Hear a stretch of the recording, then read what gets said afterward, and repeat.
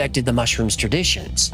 She rarely allowed outsiders into the ceremonies, but something about the Wassons made her break that rule.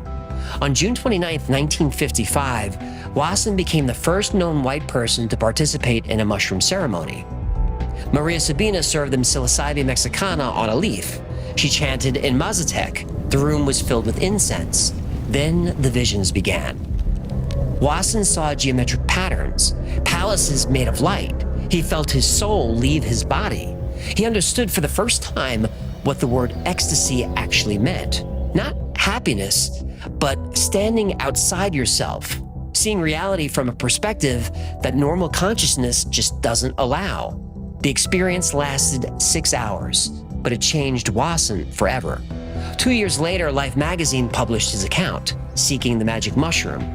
It hit newsstands on May 13, 1957. 6 million Americans read about mushrooms that could expand consciousness, show them God, reveal secrets about life, the universe, and their place in it. The psychedelic revolution had begun. Timothy Leary read that article. So did Richard Alpert.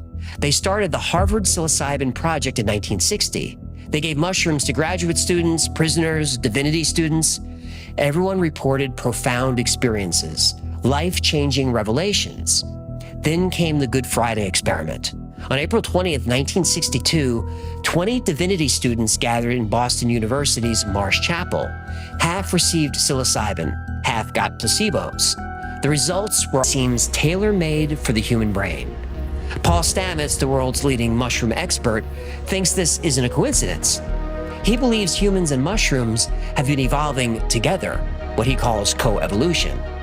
Brain scans prove psilocybin creates new neural connections. They prove it dissolves old patterns. They prove it fundamentally changes how we think. But ancient civilizations didn't need MRI machines to know this. They'd been using mushrooms for thousands of years.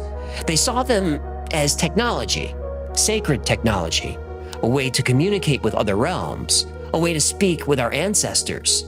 They saw mushrooms as a way to speak to God.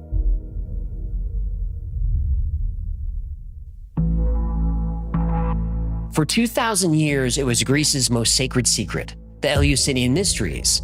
Every September, thousands of Greeks made a pilgrimage to Eleusis. Peasants and emperors, philosophers and warriors, they all came for one thing: to drink the kykeon and see the truth. Plato went, Aristotle went, so did Sophocles. Cicero drank the kykeon, so did Commodus, Hadrian, and Marcus Aurelius. They never wrote about what they saw, not specifically, but they all said the same thing. The experience changed them forever.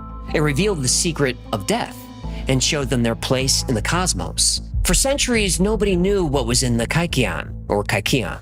Then in 1978, researchers cracked the code. The drink contained ergot, a fungus that grows on grains, but they couldn't destroy everything. The Mazatec people of Oaxaca kept the mushroom ceremonies alive, hidden in mountain caves, passed down through generations of healers. For 400 years, they protected this knowledge. And this wasn't just the Americas. Vedic texts from ancient India describe soma, a divine plant that granted immortality and wisdom. Scholars debated what soma was for decades. Then R. Gordon Wasson made a connection. The descriptions matched Amanita muscaria, the red and white mushrooms that are in all the fairy tales. Siberian shamans used the same mushroom. They fed it to reindeer, then drank the reindeer's urine. The reindeer's body filtered out the toxins, but kept the psychoactive compounds. Shamans could fly across the sky and visit other worlds, all powered by reindeer pee. Even the Bible might contain mushroom references. Moses met God at a burning bush. The bush was probably acacia. Acacia contains DMT. When burned and inhaled, DMT produces visions that last about 15 minutes, exactly how long Moses spoke with God. The manna that fed the Israelites in the desert, it appeared overnight. It had to be collected before sunrise. It gave people visions. This is how mushrooms operate. John Marco Allegro was a Dead Sea Scrolls scholar. He proposed that early Christianity was a mushroom cult, that the Last Supper wasn't bread and wine, it was mushrooms.